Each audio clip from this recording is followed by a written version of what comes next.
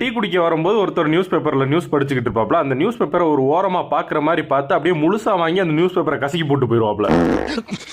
அந்த மாதிரிதான் இருக்கு இந்த வடக்கம் பேசுனது. பீகார், மாப்பி, ஊப்பில இருந்து அங்க புழைக்க வழி இல்லாம இங்க புழைக்க வந்துட்டு கர்நாடகாரங்கள்ட்டே போயிட்டு நீ பெங்களூர்ல வாழணும்னா நீ ஹிந்தி பேசணும் அப்படின்னா எவ்வளவு இடத்தாலும். இது உங்களுக்கு கர்நாடகா அப்படின்றனால கொஞ்சம் அந்நியமா தெரியும். இதே அப்படியே சென்னையில சப்ஸ்டியூட் பண்ணி பாருங்களேன். நீங்க சென்னையில வாழ்ந்துகிட்டு இருக்கீங்க, உங்கள்ட்ட ஒரு வடக்கன் வந்து நீங்க சென்னையில வாழணும்னா உங்களுக்கு வந்து ஹிந்தி தெரியணும் அப்படின்னு சொன்னா உங்களுக்கு எவ்வளவு கோவம். அதாவது அவனுக்கு தமிழ் தெரியலன்னு சொன்னா கூட நம்ம அதை பத்தி பெருசா கண்டுக்கிற மாட்டோம். ஏதாவது அவனுக்கு தெரிஞ்ச இங்கிலீஷை வச்சு நம்ம பேச ஆரம்பிச்சிருவோம். ஆனா நீ வாழ்றது சென்னையில, நீ சென்னையில வாழணும்னா உனக்கு ஹிந்தி தெரிஞ்சிருக்கணும்னு அவன் சொன்னான்னா எப்படி இருக்கும்னு யோசிச்சு பாருங்க. நீ இருக்கிறது தமிழ்நாட்டுக்குள்ள, உனக்கு புழைக்க இடம் கொடுத்தா இங்க வந்துட்டு நீ ஹிந்தி பேசணும்னு அதிகாரம் பண்ணுவியா அப்படின்ற ஒரு கோவம் வருமா? ஆனா இந்த இடத்துல அந்த ஹிந்தி பேசணும்னு சொன்னா பாருங்க, வடக்கே அவனுக்கு நல்ல நேரம் நினைக்கிறேன். ஒரு சாஃப்டான ஆட்டோக்காரர்கிட்ட பிரச்சனை பண்ணிருக்கேன். இதுவே ஒரு ஆவரேஜ் கர்நாடக ஆட்டோக்காரங்களா இருந்திருந்தா நேரம் கூட்டத்தை கூட்டி இந்த வடக்கனை நசுக்கி இருப்பாங்க. இவங்க எல்லாம் யாருன்னா இன்னும் குருட்டுத்தனமா இந்தியாவோட நேஷனல் லாங்குவேஜ் ஹிந்தி நம்பிக்கிட்டு இருக்க மலுமட்டி தற்கூரி வடக்கைங்க.